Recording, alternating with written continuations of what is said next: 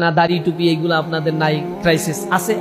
ইসলামী ছাত্র শিবির কোনো কওমি মাদ্রাসার ছাত্রদের নিয়ে শুধু কাজ করে না। ইসলামী ছাত্র শিবির শুধু আলিয়া মাদ্রাসা ছাত্রদের নিয়ে সংগঠন তৈরি করে না। এই সংগঠনে স্কুল থেকে আসে, কলেজ থেকে আসে, মাদ্রাসা থেকে আসে, অন্য অন্য ধর্মের মানুষগুলো এই সংগঠনে আসে। তো এইগুলো যখন তারা আসে, আমরা শুরুতে তাকে দাড়ি আর টুপি দিয়া যদি বাধ্য করি, ইসলাম রাসূল তার জীবদ্দশায় জীবনে এই কাজগুলো করেন নাই। মনে রাখবেন, পুরো বড় জুব্বা যেটা পরা হয় আরবের, এটা হচ্ছে জাতীয় পোশাক।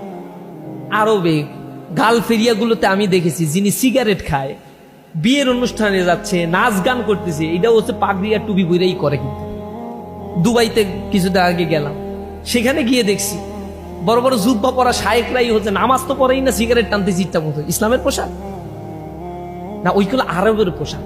আরবে রাসূলের জন্ম হয়েছে, এই রাসূল এটা পড়েছেন, এটা রাসূলের সুন্নাত পড়া। কিছু সুন্নাত আছে অব্লিগেটরি, আল্লাহ রাসূল বলছেন এটা এইভাবেই করতে হবে। আর কিছু আছে রিচুয়ালিটির মধ্য দিয়ে সুন্নাত হয়ে গিয়েছে। ওইখানের খাবার খাদ্যাভাস যেটা আরবের, প্রতি অক্তেই তারা হচ্ছে খেজুর খাইতো। এখন খেজুর কি আপনার জন্য প্রতি অক্তে বাংলাদেশে খাওয়া সম্ভব? তো ফকির হয়ে যাবেন। আর এই সুন্নাত তো হচ্ছে রিকশাওয়ালারা পালনই করতে পারবে।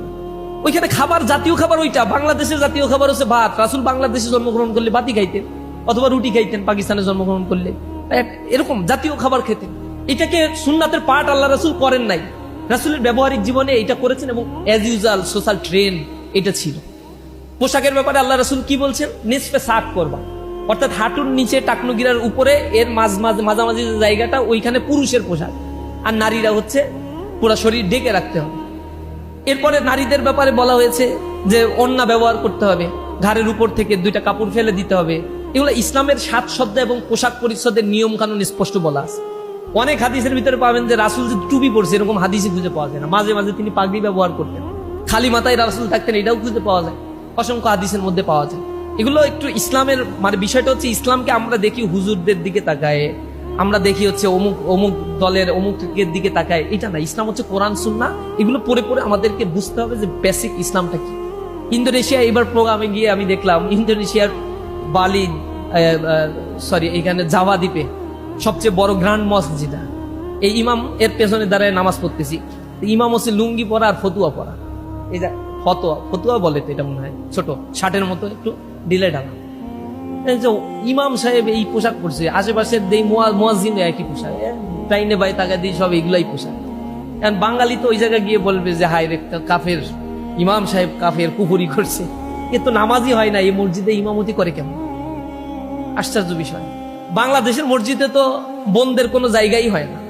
জায়গা হইলেও এটা দোতলা তিনতলার উপরে কোনো এক জায়গায় ছাউনি টাউনি একটা কোনার মধ্যে কোনোভাবে থাকলে হইলো। আমি তো কাবা গৃহের পাশে দেখছি যে কাবার পাশে পুরুষ মহিলা পাশাপাশি দাঁড়িয়ে নামাজ পড়তেছে। প্রতিটা মসজিদ সৌদি আরবে, তারপরে হচ্ছে গালফ এরিয়ার বা আরব অঞ্চলগুলোতে মসজিদের ভিতরে একেবারে কাঠামোগত জায়গার ভিতরে 50% একবারে সাথে সাথে ইমাম, তার পেছনে বোনদের নামাজের জায়গা। প্রতি ওয়াক্ত নামাজে তারা মসজিদে যাচ্ছে। মানে মালয়েশিয়াতে কারো বিয়ে হয় মসজিদে, জন্মদিনের পার্টি হয় মসজিদে। মালয়েশিয়ার সেন্ট্রাল মসজিদ কুয়ালালামপুরে নামাজ পড়ে দেখছি। এরপরে জাকির নায়েক যেখানে নামাজ পড়ে, ওই স্টিল মসজিদ বলে ওইটাকে, ওই মসজিদে গেলে নান্দনিক মসজিদ।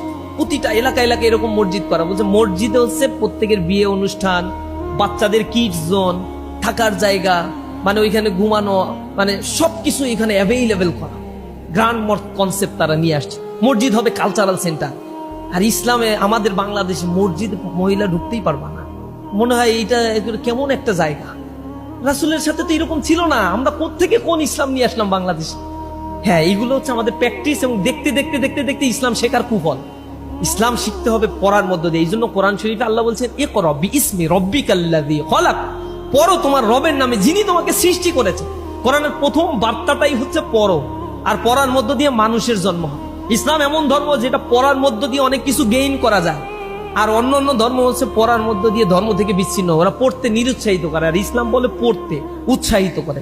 হাদিসের মধ্যে বলা হয়েছে, কোরআনে বলা হয়েছে, আল্লাহ বলছেন হাল ইয়াস্তাউল্লাযীনা ইয়ালামুনা ওয়াল্লাযীনা লা ইয়ালামুন, যারা জানে আর যারা জানে না তারা কি কখনো সমান হতে পারে? আল্লাহ রাসূলকে প্রশ্ন করতেছে। আল্লাহ রাসূল একদিন গিয়ে এরকম একটা মিটিং এ তার সাথীদেরকে বলছেন যে ফাদলুল আলিমি আলাল আবিদি কাফাদলি আলা আবনাকুম, আলেমের মর্যাদা, যিনি জানেন, জ্ঞানী মানুষের মর্যাদা, যিনি জানেন না, না জানেন শুধু ইবাদত করেন, তার উপরে।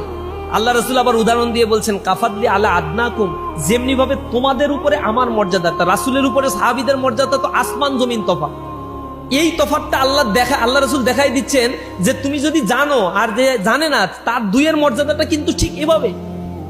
এজন্য কোনো কথা বলার আগে ইসলাম বলছে ইবাদত করার আগে তুমি জানো। শুধু নামাজ পড়লে হবে না, নামাজ জেনে শুনে পড়ো।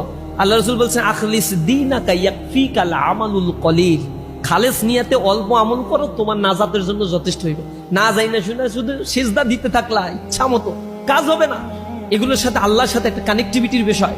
নামাজের ভিতরে কি পড়ছি, কি নির্দেশনা দেওয়া হচ্ছে, এটা জানতে হবে। মসজিদের ইমাম সাহেব মেম্বারে দাঁড়ায়, প্রতি বছর প্রতি সপ্তাহে তো খুতবা দেয়, কত কড়া কড়া কথা বলে, কিন্তু মসজিদে বের হয়ে গিয়ে সিগারেটের টান শুরু করে দেয় মুসল্লি, বাইরে ব্যবসা বাণিজ্যের। অথচ ইমাম সাহেব খুতবায়, প্রতি খুতবায় দাঁড়ায় বলে, ইন্নাল্লাহা ইয়া'মুরু বিল আদলি ওয়াল ইহসান ওয়া ইতাইজিল কুরবা ওয়া ইয়ানহা আনিল ফাহশাই ওয়াল মুনকারি ওয়াল বাগয়। বলতেছে নিঃসন্দেহে আল্লাহ তোমাদেরকে নির্দেশ দিচ্ছে সৎ কাজ করতে। বের হওয়ার পরে মনে থাকে আসরের নামাজ আর পড়ে না, সৎ কাজের নির্দেশ। ইমাম সাহেবকে যদি জিজ্ঞাসা করেন যে এক সপ্তাহ পার হয়ে গেছে, কি ভালো ভালো কাজ সমাজের জন্য আপনি করছেন একটু বলেন তো, উনি বলবে 5 ওয়াক্ত নামাজ পড়াইতে আসছিলাম গত সপ্তাহে, আর তো কোনো কাজ দেখি না ডাইনে ভাই খুঁজা।